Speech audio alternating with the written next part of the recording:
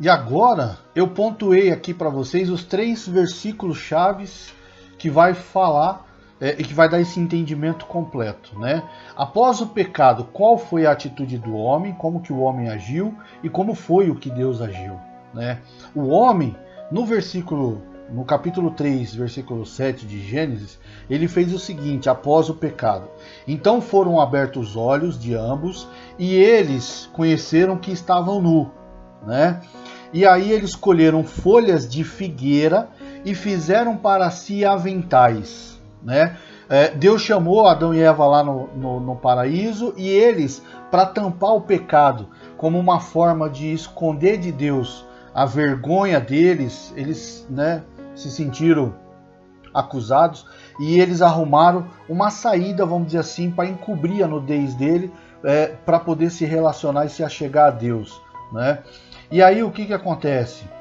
Deus ele vai lá, olha para eles, faz toda aquela identificação, anuncia, né, Jesus Cristo através de Gênesis 15, mas no Gênesis 3:21, né, o que Deus fez? Porque Deus ele vai tirar o homem da presença dele, né, do paraíso. O homem e a mulher ele vai ser expulso do paraíso, porque Deus não se relaciona com o pecado, e o homem na condição de pecador precisaria agora de ser remido, precisaria encontrar um Salvador para que ele pudesse voltar a se achegar a Deus, né? Mas Deus, na sua infinita misericórdia, na sua graça, antes dele poder fazer isso, Deus ele já manifesta qual é o caminho que viria dessa redenção desses pecados. Deus ele fala lá em Gênesis 3:21, e fez o Senhor Deus a Adão e a sua mulher túnicas de pele e os vestiu. Olha a diferença. O homem quis construir para ele, de folhas de figueira, a cobertura espiritual para poder tampar o pecado dele, para poder se relacionar com Deus. O que é isso? O homem está construindo, né, do jeito dele, a religião dele para poder se relacionar com Deus. Como se ele não precisasse de um Salvador para poder chegar até Deus, e ele pudesse chegar a Deus de qualquer jeito, né? E Deus já mostra o contrário. Essas folhas de figueira, essa tua religião, essa tua forma de crer, essa tua forma de achar que você pode se achegar a mim sem você ter um Salvador, ela não funciona, ela não serve, né? Quando Deus chega para Adão e Eva e ele faz túnicas de pele, né? O que significa isso? Que um animal inocente teve que morrer, né? Para que essa pele pudesse ser retirada e então cobrir o pecado de Adão e Eva, né? Em outras palavras, o que teve que acontecer? O sangue de um inocente teve que ser derramado na terra para poder trazer o perdão momentâneo, temporário, através dessa morte do animal, né, no caso, para Adão e Eva, para que eles não fossem fulminados e não fossem destruídos, até que o plano de salvação pudesse ser cumprido através de Jesus Cristo. E aí então, né, Jesus seria esse inocente que iria derramar o sangue dele para poder trazer o perdão do pecado e reconectar o homem a Deus, né? É tão importante a gente ter esse entendimento, porque aqui é a chave de todas as coisas, né? Nesse primeiro momento, Deus ele começa já a mostrar o poder do sangue, né? E no caso, né, a Bíblia não fala qual foi o animal que foi morto ali, claro que até porque naquele momento não adiantaria Deus entrar em muitos detalhes, mas toda vez que a gente viu Deus falar daquilo que é um sacrifício de um animal que derramaria um sangue, que depois, até que Jesus viesse, ele sempre escolheu um cordeiro. Eu também creio que ali foi um cordeiro que acabou sendo morto, né, para que o sangue daquele cordeiro fosse derramado e então as peles pudessem cobrir Adão e Eva e tudo mais. E o Senhor ele começa a ensinar isso para o povo, ele começa a ensinar isso através de Moisés, quando o povo está lá no Egito.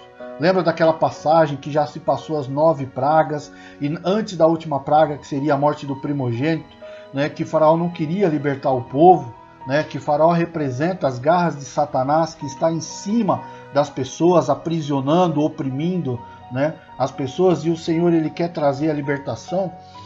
E aí ele dá uma ordem para o povo, para que eles, né, debaixo da obediência, presta atenção, porque se aqueles que não submeteram a palavra de Deus e não cumpriram, né, o que Deus falou, eles escolheram e eles viveram a morte, né, e o Senhor estava dando um caminho para que a morte não chegasse até eles, que eles teriam que pegar um cordeiro, que tinha mais ou menos 1 ano de vida, que não podia ter defeito algum, né, e porque esse cordeiro representava Jesus Cristo. O Senhor estava ali estabelecendo a Páscoa, né? A Páscoa judaica, a Páscoa que nós comemoramos todos os anos, né? Esse é o simbolismo da Páscoa. E aí o Senhor fala, vocês vão comer esse cordeiro todo, não vai deixar nada sobrando, porque Jesus, né, se entregou por completo. E aí todo o sangue que for derramado vocês vão passar nos umbrais das portas, porque nesta noite o anjo da morte vai passar, e aqueles que tiverem o sangue do cordeiro, né, nos umbrais da porta, a morte não vai tocar, a morte não tem poder de atingir, né? E isso arremete a Jesus Cristo. Nós hoje que somos o templo vivo de Deus, né, o sangue de Jesus Cristo, através da fé, através da obediência à palavra de Deus, quando nós cremos que Jesus é o Cordeiro de Deus que veio, né, para poder tirar o pecado do mundo, que morreu por mim e por você, o sangue dele está sobre nós, o sangue dele está sobre os nossos umbrais, né? E o anjo da morte não tem poder contra nós. Tá entendendo onde que está tudo se relacionando? Porque Jesus é o caminho e o único caminho que conecta o homem a Deus. Porque tudo aquilo que você querer se relacionar, usar como fé para se achegar a Deus, que não tiver derramamento de sangue, você está debaixo de uma doutrina de engano, de mentira, né? E é justamente onde o diabo mais trabalha, coloca muitas doutrinas, várias religiões, para que o homem escolha ídolos, entidades, crenças, filosofias, vários tipos de caminhos, que como se pudesse se achegar a Deus, dizendo que todos os caminhos chegam a Deus, e é mentira, porque só existiu um que pagou o preço de sangue, que derramou o sangue dele na terra para poder nos trazer vida. E para você ter uma compreensão do que é o poder do sangue realmente, que no mundo espiritual esse sangue, né, ele é a moeda de troca realmente, né, porque toda vida que existe na carne, toda vida que existe em nós, ela se manifesta através do sangue, porque dentro das nossas veias flui sangue, entende isso, né? E Jesus, que é o Cordeiro de Deus, ele doou como é que fala? Ele doou todo o sangue dele para nos dar vida, né? Ele derramou o sangue dele para nos trazer vida. Pode reparar uma coisa, se você cortar um pedaço de um membro do teu corpo, esse pedaço de corpo vai perder o sangue e ele vai morrer, ele vai apodrecer, né? Por quê? Porque aonde não há sangue, aonde o sangue não circula, a vida também não circula, né? Se você fizer um ferimento numa parte do teu corpo, mas este membro que foi ferido permanecer no corpo, porque o sangue continua circulando nele, o próprio sangue vai trazer a cura e ele vai ser restaurado.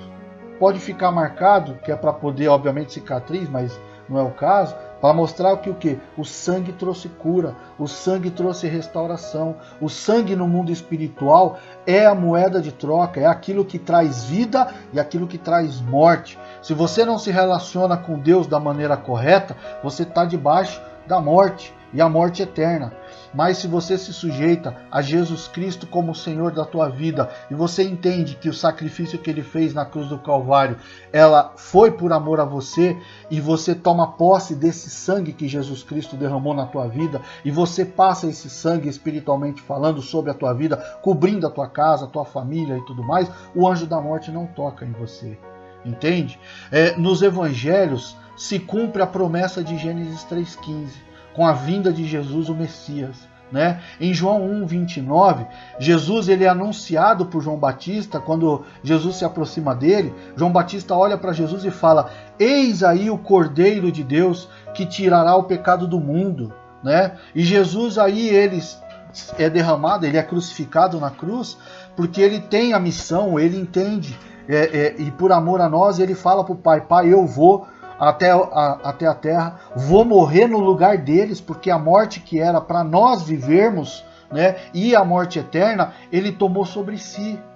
E ele, quando ele está sendo crucificado, ele está lá sendo maldito, ele está recebendo os nossos pecados, ele está lá recebendo toda a condenação de morte que era para mim e para você colher no final da nossa vida, tá certo? E ter uma vida desgraçada, ter uma vida destruída, onde a morte ia dominar sobre nós e a gente ia viver uma vida totalmente, né, miserável na terra. Jesus, ele já, vamos dizer assim, vem na terra para cumprir esse sacrifício, para interromper esse ciclo de morte, trazer a ressurreição e trazer vida para nossas vidas, né? É maravilhoso, é maravilhoso. E ele, quando ele está lá sendo crucificado, sem que Satanás pudesse imaginar, Jesus está sendo o cordeiro que está fazendo o sacrifício, né, perfeito, sem mácula, inocente, morrendo no nosso lugar, se fazendo de maldito para que nós fôssemos benditos, né?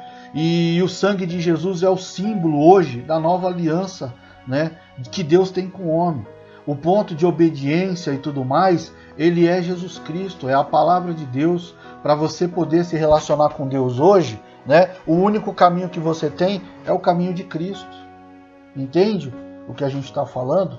Né? As demais religiões que não têm Jesus como único caminho, tá certo? Infelizmente provém de doutrinas de engano, doutrinas mentirosas, tá certo? Quando você quer se relacionar com uma imagem, com um ídolo, com alguma entidade que não derramou sangue, que não tem, né, o envio de Deus, porque Jesus foi o único que Deus enviou na terra para poder salvar o homem, você está dizendo que você não crê na vontade de Deus, na palavra de Deus, você está renunciando o que Cristo fez por você e automaticamente você está dizendo não para Deus, mesmo que você no teu inconsciente, né, você ame a Deus, mas inconscientemente você está negando a verdade da palavra dele e você está procurando, está preferindo, né, pela tua dureza de coração, servir a Satanás no caminho falso que ele coloca diante de você para te levar até Deus, um caminho enganoso, que aos teus olhos pode parecer bom, que aos teus olhos pode parecer que é um caminho correto, que é um caminho que vai te levar à eternidade,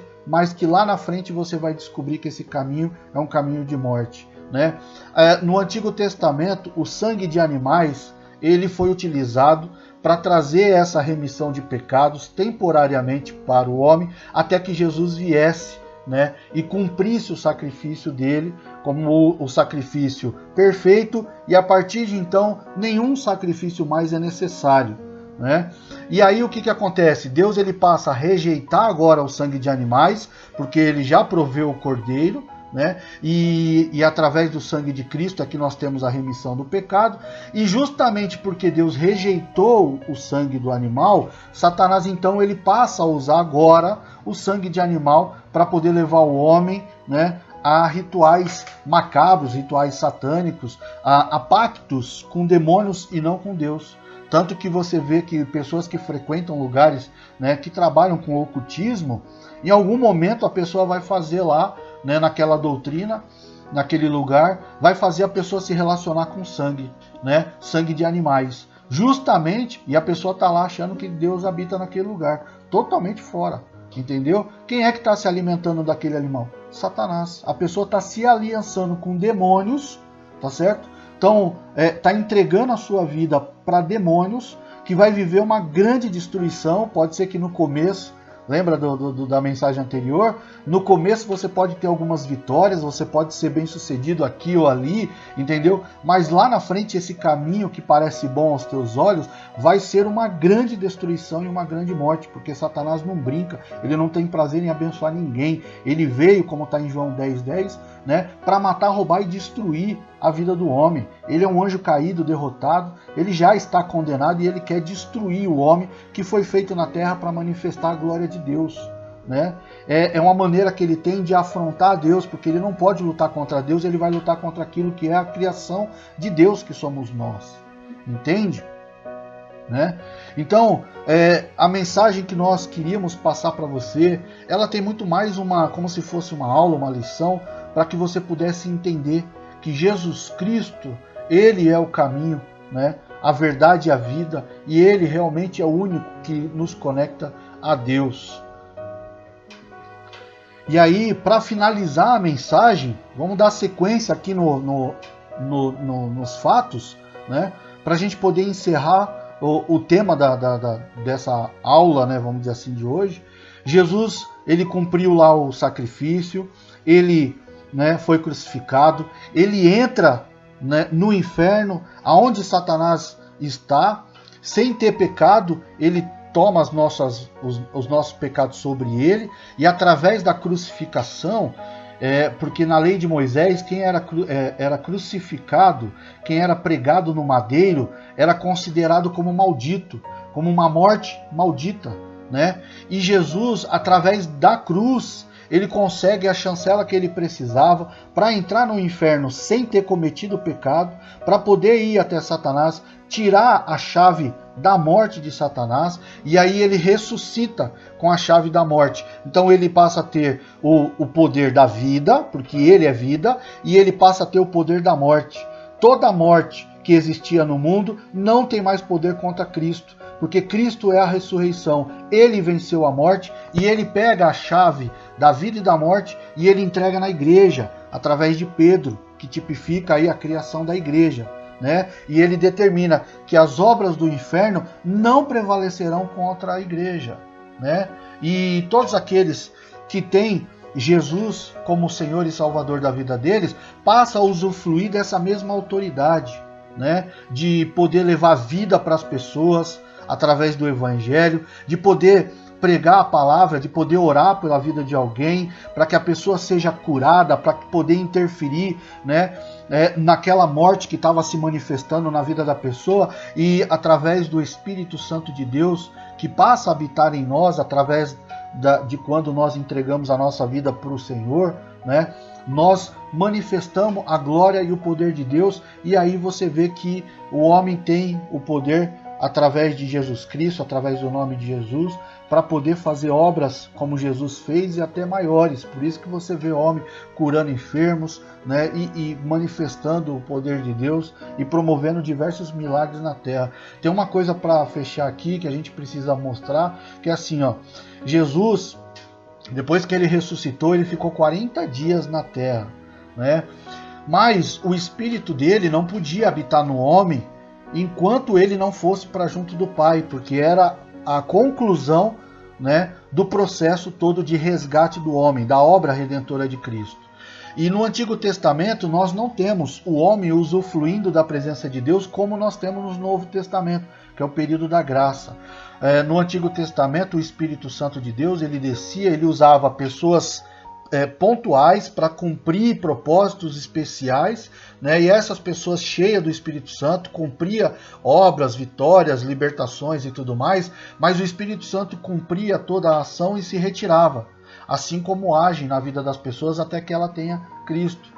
Depois que a pessoa entrega a vida dela para Cristo e ela se batiza, confirmando a fé dela em Cristo, assim como Jesus deu esse exemplo, que ele vai lá até João Batista, ele se batiza, né, para que fosse cumprida a lei, e aí o Espírito Santo de Deus desce sobre ele e ele inicia o ministério dele, né?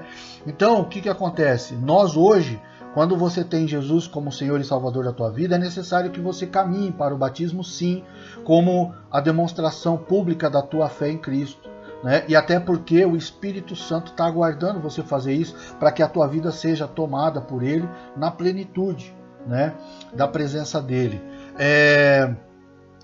Jesus, ele chega para os discípulos antes dele subir ao Pai e ele fala, né, é necessário que eu vá para junto do Pai para que o Pai possa derramar sobre vocês o Espírito Santo, né, Consolador, que vai conduzir a vida de vocês por esse caminho de vida, né, até a eternidade. E aí os discípulos meio com medo falam, Senhor, mas nós vamos ficar aqui. Jesus, ele sabia que uma vez feito o sacrifício, agora ele poderia habitar dentro de cada um de nós. Mas primeiro ele precisaria subir ao Pai, sair do corpo mortal e tudo mais, e ser glorificado, para que então o Espírito Santo dele pudesse ser derramado na terra, né? É tão maravilhoso, porque quando nós aceitamos Jesus, nós recebemos da parte de Deus o Espírito do Filho de Deus. E aí, por isso que nós se tornamos filhos de Deus através do sangue de Jesus Cristo e passamos a ser co-herdeiro com Cristo de todas as bênçãos que nós temos direito e que é revelada na palavra de Deus, né? E aí o Senhor, Ele, uma vez habitando em nós e nós sendo filhos de Deus da maneira que Deus determinou, o Senhor, Ele tem uma promessa para nós, né?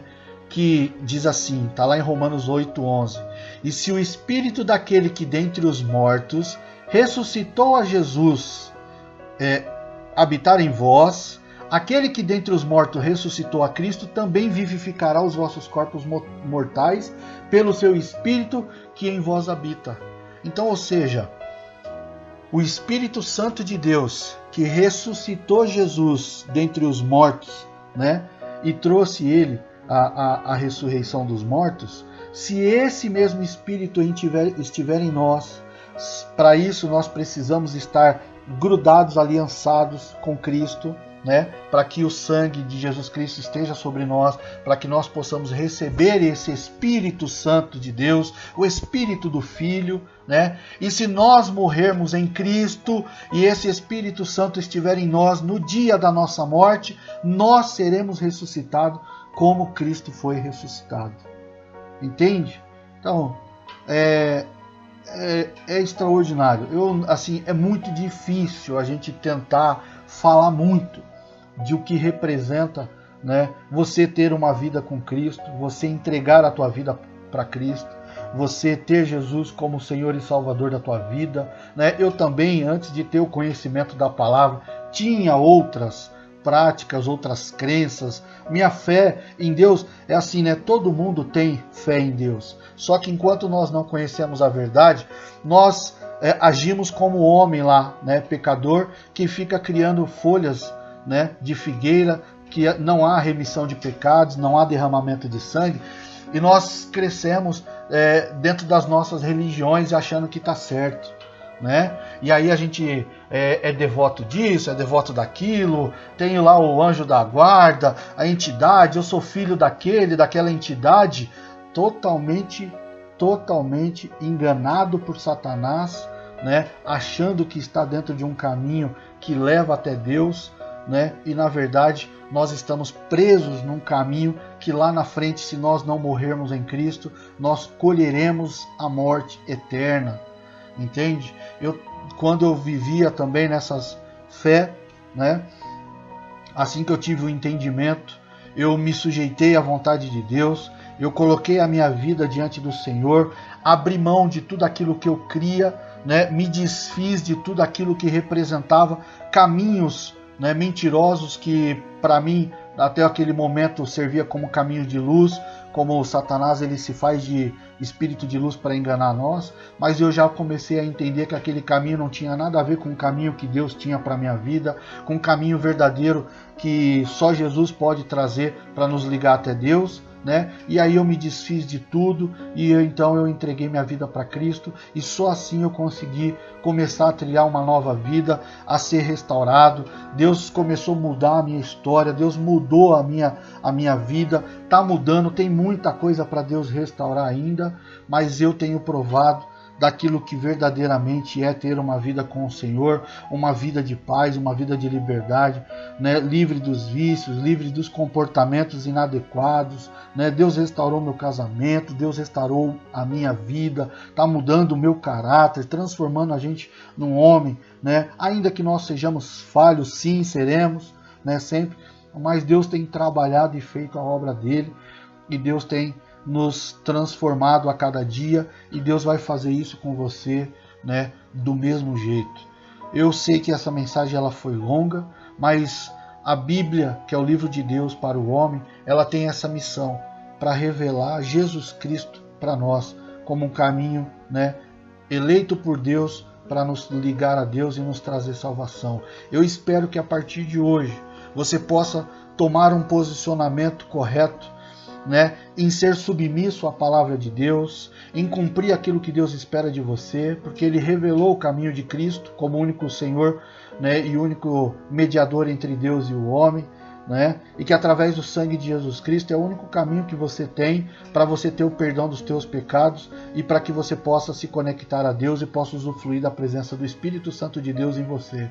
Que você possa, então, né, tomar o teu posicionamento e entregar a tua vida para o Senhor. Se você quiser, você pode fazer uma oração junto comigo agora. Se você sente no coração que você gostaria de dar esse passo de fé, que você repita esta oração que eu vou fazer com você agora. Coloca as tuas mãos no coração e fecha os teus olhos, né? É tão interessante que quando nós vamos orar, independente da religião que você tenha, você fecha os olhos. Sabe por que isso? Instintivamente dentro de nós já existe um comportamento adequado para se relacionar com Deus, né? Por quê? Porque Deus não está fora de você, Deus está dentro de você. Não adianta você se ajoelhar diante de imagens, diante de ídolos, diante de qualquer outra coisa, tá certo? Porque Deus não está fora, Deus está dentro. O Espírito de Deus habita dentro de você, Ele quer morar dentro de você. Então quando você vai fazer uma oração, você vai fechar os olhos, porque instintivamente é para dentro que você tem que olhar. E é justamente dentro de você agora que vai ferver a presença do Espírito Santo de Deus e que o Senhor vai te libertar de todo o domínio da morte e de todo engano, de toda a prisão que Satanás exercia sobre a tua vida. Em nome de Jesus, ora comigo agora. Senhor Jesus, eu, após ouvir esta palavra, eu creio que Tu és o meu Senhor. Eu creio que aquela morte que o Senhor fez, morreu na cruz do Calvário, foi para me salvar, para me resgatar a minha vida do poder da morte. E eu recebo, Senhor, o Senhor Jesus, como meu Senhor e Salvador. E eu entrego a minha vida para o Senhor Jesus. E declaro que a partir de hoje, pelo sangue de Jesus Cristo, que foi derramado na cruz do Calvário, por mim e pela minha família, me coloque em liberdade e que todo o poder da morte que poderia me assolar até o dia de hoje está quebrado, em nome de Jesus. Senhor Jesus, escreve o meu nome no livro da vida, me conduz neste caminho de salvação até que eu alcance a salvação eterna. Em nome de Jesus, eu te agradeço, Pai, por tudo aquilo que o Senhor fez por mim, porque a partir de hoje eu reconheço que o Senhor é o meu Deus, que o Senhor é o meu Senhor e que o Senhor é o meu único e suficiente Salvador. E em nome de Jesus, amém. É isso aí. Irmãos, que Deus possa abençoar você e a tua família.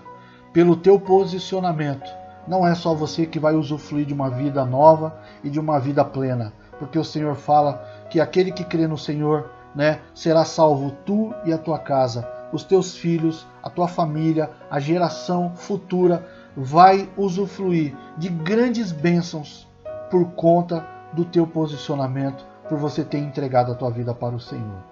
Que Deus abençoe muito você e que você possa trilhar esta nova vida. Ore a Deus, busque ao Senhor, peça para Ele revelar a você uma igreja que manifesta, né, que processa essa mesma fé dos evangelhos, que culta, né, que entende que o Espírito Santo hoje é quem é derramado sobre a terra, né? Busque uma igreja que se relaciona através do Espírito Santo de Deus, porque é o Espírito de Deus que está na terra hoje. Deus Pai está lá nos céus, Jesus à sua direita e o Espírito dele aqui está na terra fazendo a obra. Nós temos a promessa de que Jesus vai voltar para resgatar a sua igreja no dia do arrebatamento. A igreja simboliza a noiva de Cristo, né?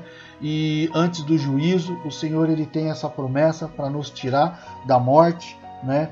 E o juízo que vai ser derramado na terra, até que todo o julgamento de Satanás se conclua e todo o pecado do mundo seja extinto, né? Então, em nome de Jesus, siga a sua caminhada, né? E que você possa usufruir dessa nova vida que Jesus tem para você. Deus te abençoe e que o Senhor possa te abençoar ricamente. Em nome de Jesus. Amém.